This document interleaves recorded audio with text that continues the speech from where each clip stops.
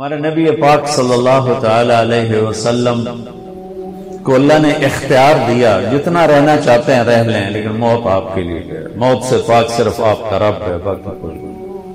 29 صفر 11 ہجری 632 عیسوی آپ کو سر درد اثر کے بعد شروع ہوا۔ آپ ایک جنازے میں تھے جنت البقیع، وہ درد تیز ہو گھر پہنچتے حضرت عائشہ کے گھر کی باری تھی اور تیز بخار میں تبدیل ہو گئی۔ تو یہ مہینہ 29 کا تھا، 29 دن یہ اور 12 دن اگلے، 13 دن آپ نے بخار اور سر درد میں گزارے، اور اسی بیماری میں جا کے نمازیں پڑھاتے تھے۔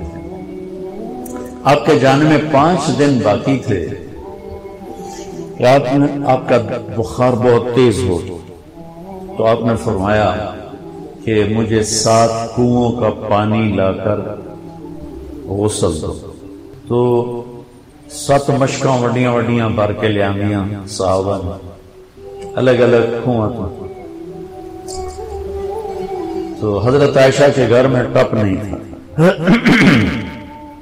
تو حضرت حفصہ کے گھر سے ٹپ منگوایا۔ آپ تہمت باندھ کے اس میں بیٹھے اور ایک ایک مشک آپ پر ڈالتے گئے۔ اس سے پانی سے بخار کا زور ٹوٹ گیا، تو آپ نے پٹی باندھی سر درد کی وجہ سے، اور حضرت علی اور فضل بن عباس رضی اللہ عنہم علیہم السلام ان کے کندھوں پر ہاتھ رکھتے ہوئے آپ مسجد میں تشریف لائے۔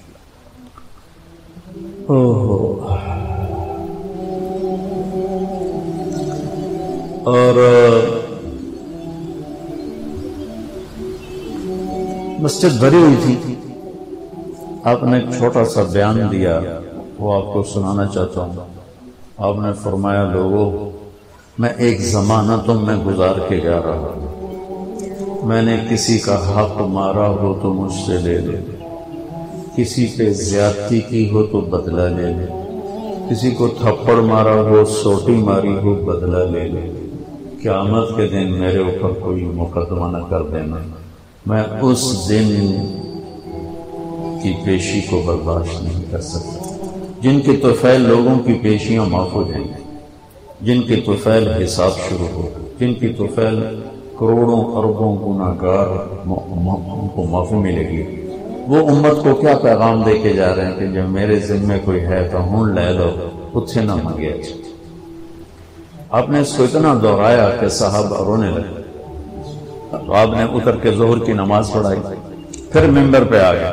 آپ نے اتر کے ظہر کی نماز پڑھائی، پھر ممبر پہ آ گیا، پھر اسی بات کو دہرایا، میں نے کسی کا حق مارا ہو، کسی کو تھپڑ مارا ہو، کسی کو سوٹی ماری ہو، کسی پر زیادتی کی ہو، یہ میری جان بھی حاضر ہے، میرا مال بھی حاضر ہے، یہی فیصلہ کرو میرے ساتھ، آگے نہ اٹھانا۔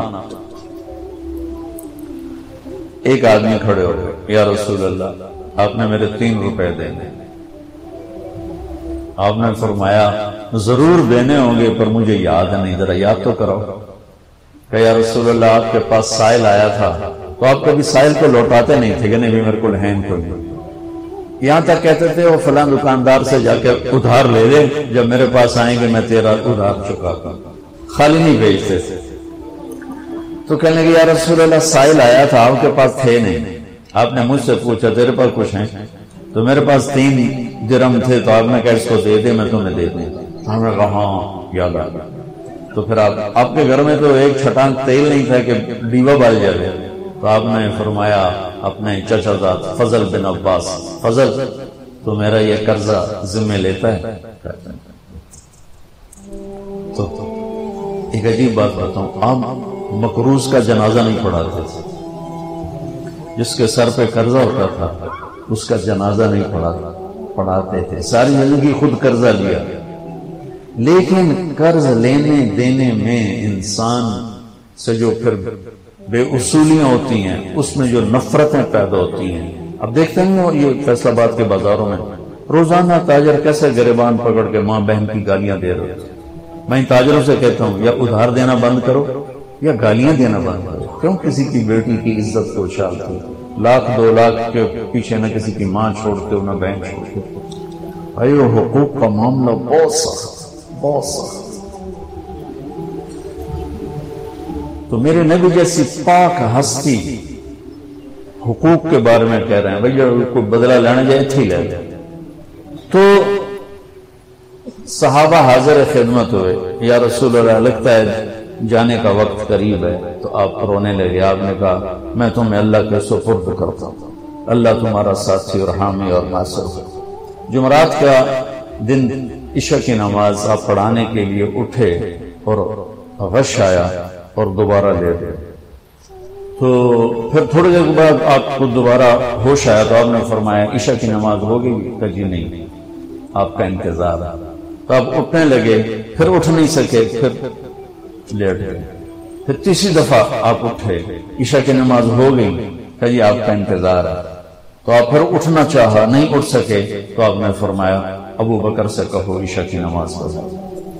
تو ابو بکر ذرا پیچھے کھڑے تھے، عمر آگے کھڑے تھے۔ تو لوگوں نے کہا نماز ہی پڑھاؤں، کوئی پڑھا دے۔ تو انہوں نے عمر کو آگے کر دے، وہ پہلی صف میں کھڑے تھے۔ جب حضرت عمر نے اللہ اکبر کی تو آپ نے اندر میں آواز سنی تو زور سے فرمایا کہ عمر کو پیچھے کرو، ابو بکر کو آگے کرو، میرے رب کا فرمان ہے میرے مصلی پر صرف ابو بکر کھڑا ہو سکتا۔ تو عمر کو پیچھے کیا اور ابو بکر کو آگے کیا گیا۔ تو جمعرات کی 1 نماز عشاء اور جمعے کی 5، ہفتے کی 5، اتوار کی 5، 15، فجر کی 1۔ تو جمعرات اور پیر کی 1 اور یہ 15، 17 نمازیں آپ نے پڑھائیں اللہ کے نبی کی موجودگی میں۔ تو ہفتے کا دن تھا تو جبریل آئے، یا رسول اللہ مجھے اللہ نے آپ کی خدمت میں بھیجا ہے کہ میں آپ کا حال پوچھ کے ہوں، آپ کا کیا حال ہے؟ تو آپ نے کہا جبریل بڑی تکلیف ہے۔ اتوار کو پھر اللہ کے نبی کی خدمت میں جبریل ہے، یا رسول اللہ مجھے اللہ نے بھیجا ہے میں پوچھ کے ہوں کہ آپ کا کیا حال ہے؟ آپ نے کہا جبریل بڑی تکلیف ہے۔ پیر کے دن، ہفتے کے دن آپ ظہر کی نماز کے لیے حضرت علی اور فضل بن عباس کے کندھوں پہ ہاتھ رکھ کر آپ مسجد میں انٹر ہوئے۔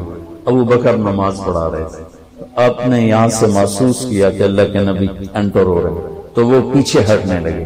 تو آپ نے ایسے ہاتھ کا اشارہ کر کے روکا اور ان کی لیفٹ سائڈ بیٹھ کر آپ نے 4 رکعت نماز ظہر عصر ادا فرمائی۔ یہ آپ کی آخری ملاقات تھی اپنی امت کے ساتھ۔ اس کے بعد آپ اللہ کی خدمت کے پاس حاضر ہو گئے۔